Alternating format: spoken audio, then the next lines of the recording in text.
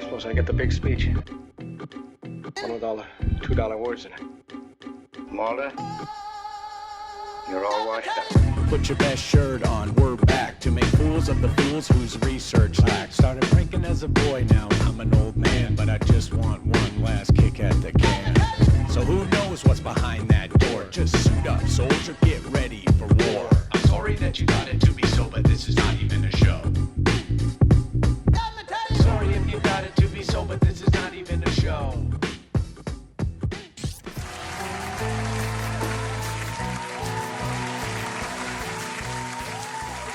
Hey everyone, Prank Stallone here, aka Chris, aka still have my AirPod in. Welcome to NEAS, the final season, past its prime time.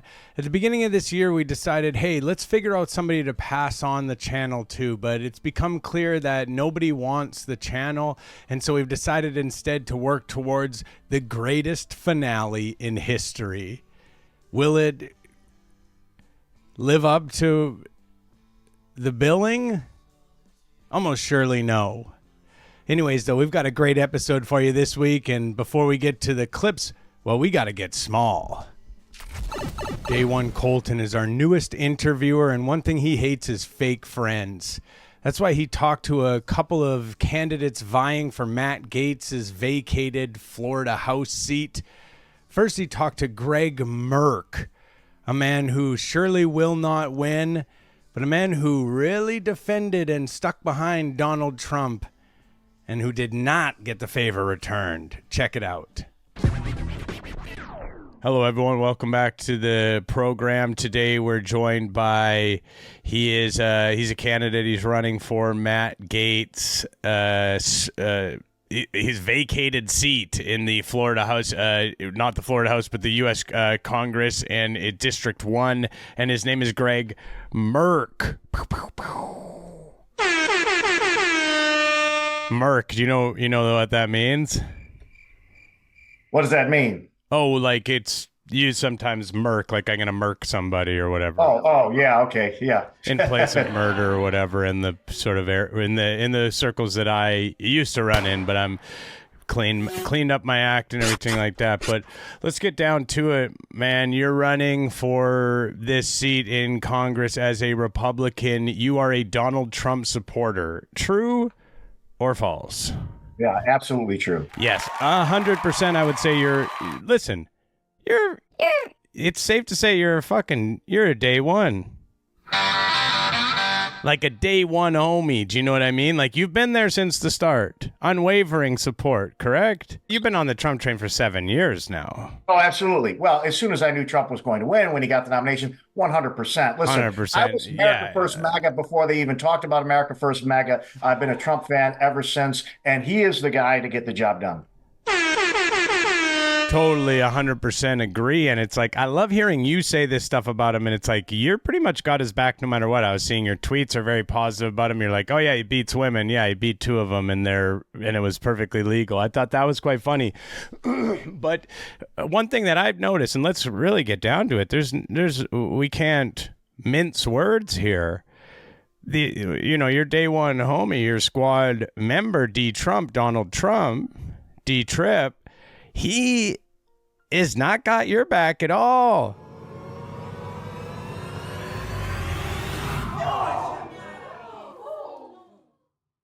He says he wants fucking Jimmy Patronus.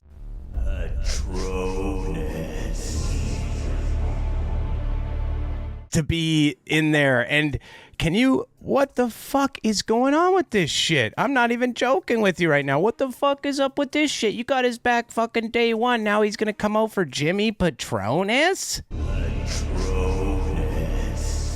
Well, I will tell you this. Everybody in this race is America First, is MAGA. They're pro-Trump. Patronus is dirt. You ever eaten at his restaurant? He's got that, what's it called there? The family restaurant that he runs? Do you know Sure. Well, no, of course. What's the restaurant called? I don't know his restaurant because it is not even in my district. Honestly, right? It's in Panama City. Yeah, I ate there. I had the stuffed shrimp there. I had diarrhea for a month. I was sick as hell. I got sick from eating at this place. This guy Patronus is a garbage, man. He's trash. He's a piece of shit.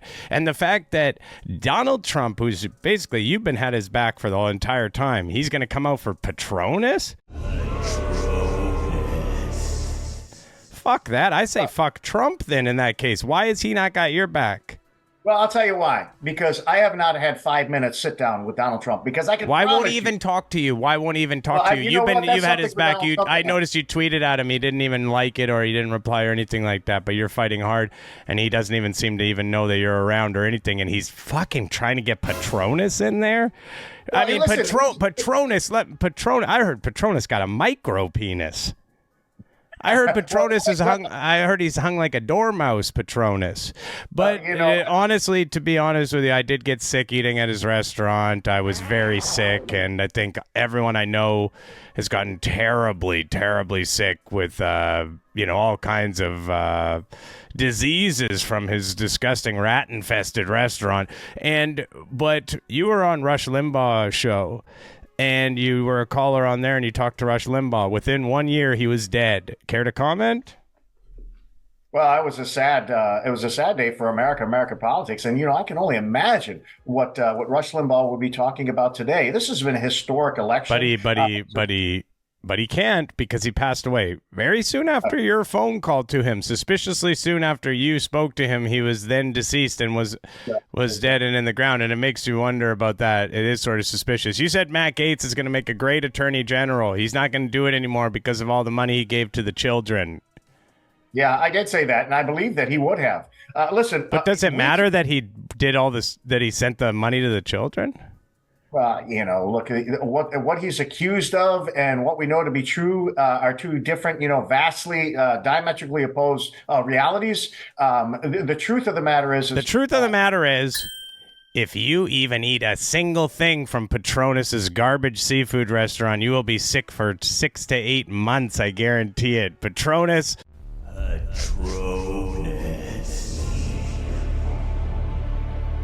Well, do you know why Patronus? One second. I'm being told I can't say that stuff about Patronus's restaurant. I'm not allowed. Let me look it up here. What is the restaurant called? I'm gonna have to issue an apology here. Captain Anderson's historic seafood restaurant in Panama City does not cause any sort of sickness or anything. If there's a rat, if there's rats, they would have had them dealt with and everything like that. And I will say this, the only rat that you will find at Captain Anderson's historic seafood restaurant is Jimmy Patronus. Thanks so much for the interview, Greg. And there was one last thing I wanted to ask you about. Well, let me just tell you the people that are listening.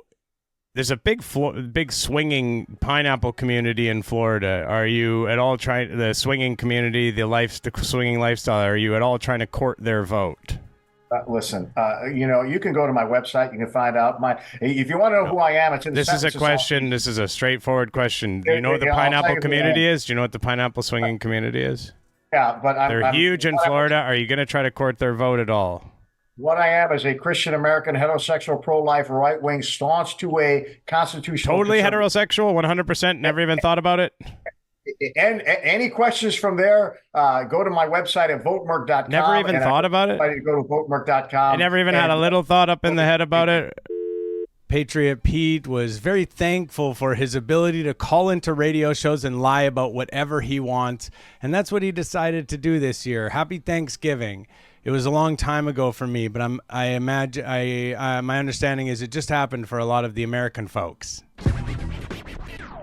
The myth of Thanksgiving, how Thanksgiving became a national holiday, exclusion and mourning. Shame! Shame! You'll get the liberals showing up at your house and just, going around with a bell behind you ringing. Get out of here. All right, Pete and McKinney, how long do you leave your leftovers, and what's the longest you've waited, etc.? Go ahead, my brother. You're on WBAP. Welcome.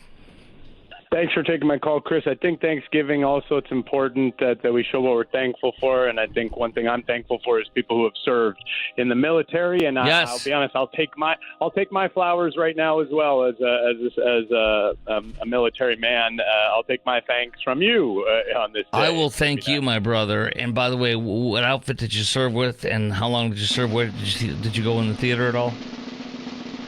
Well, to be honest with you, I did not actually serve, but I did want to know what it would feel like to be thanked, and that did feel very good. I'm a law enforcement. I'm a law enforcement officer. Dude, so, you are domestic military.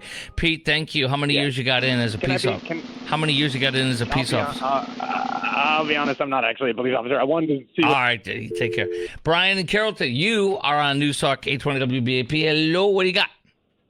Hey, happy Thanksgiving, Chris. You too, my friend. Happy Thanksgiving to you as well. Day one, Colton was not done speaking to candidates. He talked to Keith Gross, a businessman who spent millions of dollars trying to run for Senate and losing, and decided he wanted to take over Matt Gaetz' seat, but then put his tail between his legs and gave up within one day. We talked to him. Check it out. Hello, everyone. Welcome back to the program.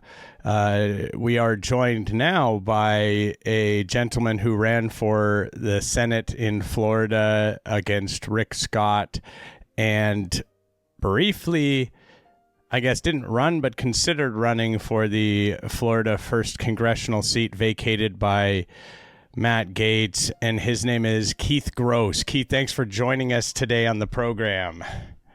Thanks for having me. It's good to be with you. Now, let's get down to it. Let's figure out the timeline here as far as what happened. Because I look on your social media. First off, I see you're a big-time Trump supporter. Day one, would you consider yourself a day one homie? Oh, yeah. I was supporting Donald Trump the moment he came down the escalator. I was thrilled to see an outsider business person running for office. I think we're all tired of typical politicians. We're all tired of everything. And, yeah.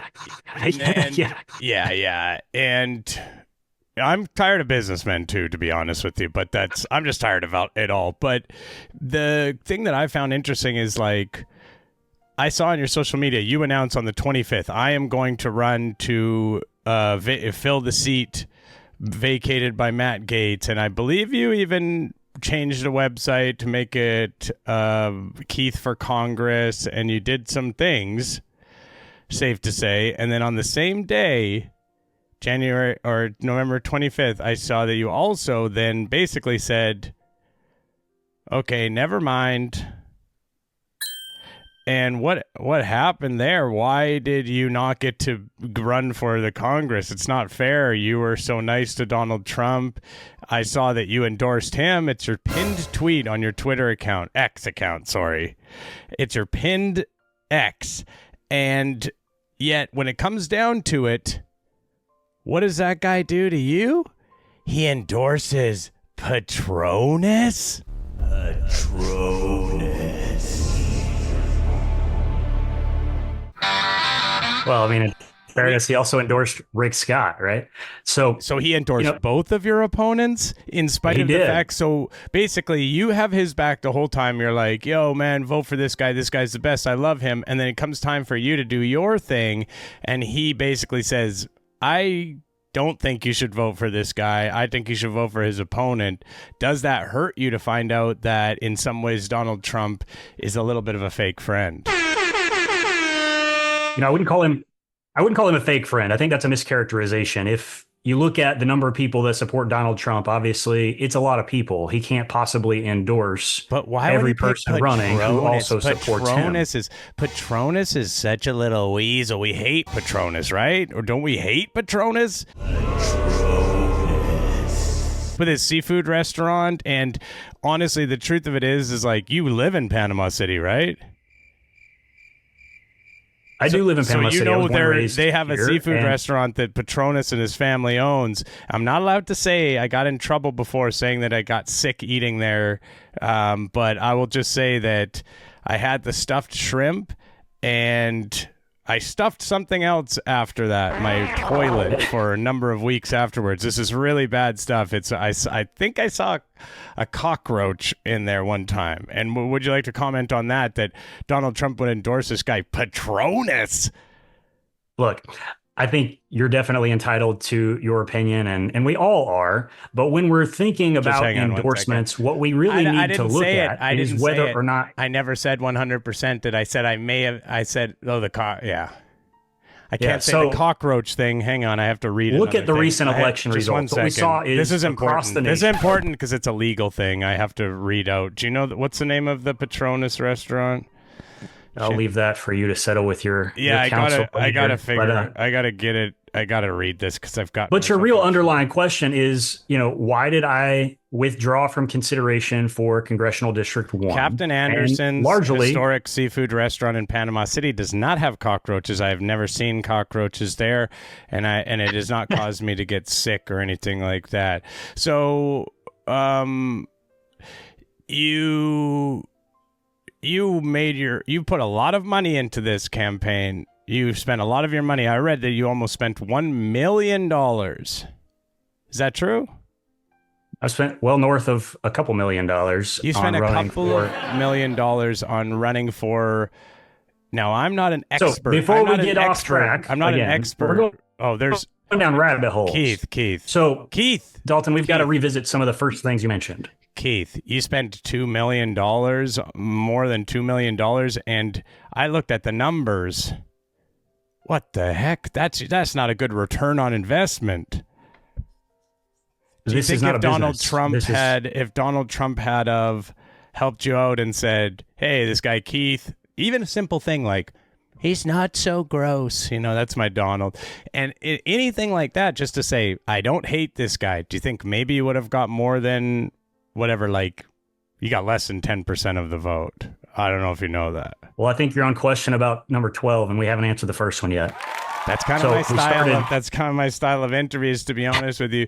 But that's not a very good conversation, Dalton. So I'm happy to have a chat with you, but it's got to be a two-way chat. I'm just kind of pissed off on your behalf. I'm not joking around because you're a businessman like Donald Trump. He's a businessman. He spent his money. You spent your money, and then he didn't have your back at all. And you tweeted such nice things about him, and he never even faved any of your things that you tweeted, and you did tag him in the tweets.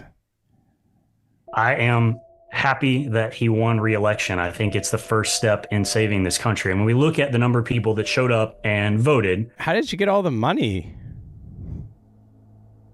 Yeah. Well, I've spent a lot of time in business. I'm not a politician. What did you do business? What did you do business? I'm trying to get into business.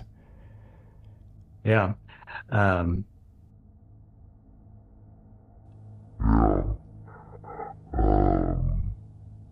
Business is a great way. But what type of business did you do? Circumstance. Did you do to make money though? I mean, like, what was your business you used? Why don't you want to say it? Was it like one of the bad ones? No, it was that you keep interrupting. So I'm happy to tell you about my businesses. Are you mad at me? Patronus. Well, everyone, thanks so much for watching. Hey, remember Butch? Yeah, he's everyone's favorite. Some people hate him, but some people do love him. And he's over on the Patreon. You can check out a Butch call and see what's happening over there with the main man Butch, as well as Darius weighing in on the firing of Vanni Sartini to a couple of guys who have no fucking idea what he's talking about. Thanks so much, everyone. Bye.